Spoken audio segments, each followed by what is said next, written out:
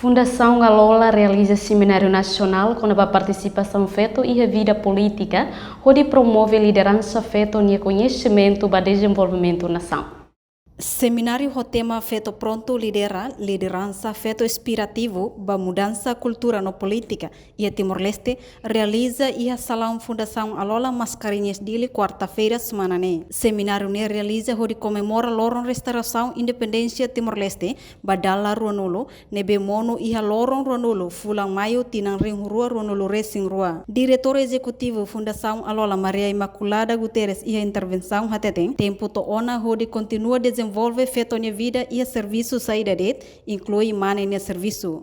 Igualdade de gênero é importante pebes agora da nação tem o governo afirma como vai dar né e você tem a constituição de tele de matéria e tarefa tak deste Timor-Leste pulang participação feito na fatin tem nação com reconhecimento e né tarefa liga para a rua que tem heroína sira e bem marcado tato vai tempo de existência como é básica e no to agora e continua feito linha nari dan lá você areba e tempo passado mas o insato continua pode desenvolver a do Timor-Leste baú então importante nós feito sira Tuhan beri e halau serviço knar baru na bem marca mana malu sira mosalo tenta bolu de igualdade de gênero feito mos bele. Além de ne orador Maria Emilia Pires Hateteng, hanesan jovem tem que compreender los política, no valoriza jovem sira e política, escola com qualidade, no participação feito e desenvolvimento e economia. Primeiro, a cara também de jovens, e de jovens. Primeiro, a cara que me roto bem compreende o dia que seja na política. Segundo, também valoriza a loja feito ao jovem, feito romano e jovens. A valorização a cara que através de sessão Orenoprai, ele foi inspiração, a senhora diretora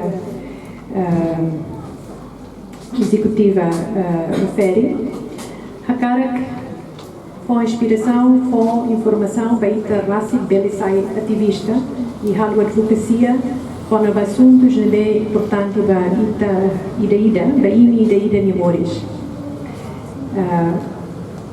Cara através de participação política, cara que é tão assunto bem importante para a técnica da criação de postos de trabalho, escola de qualidade,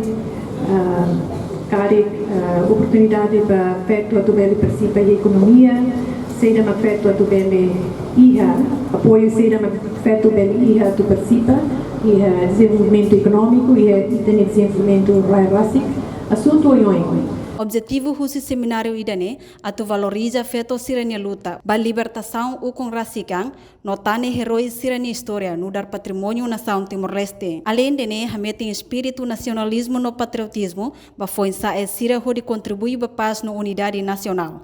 Reportagem em Belda Fátima, Ana Rosária, Televisão Timor Post.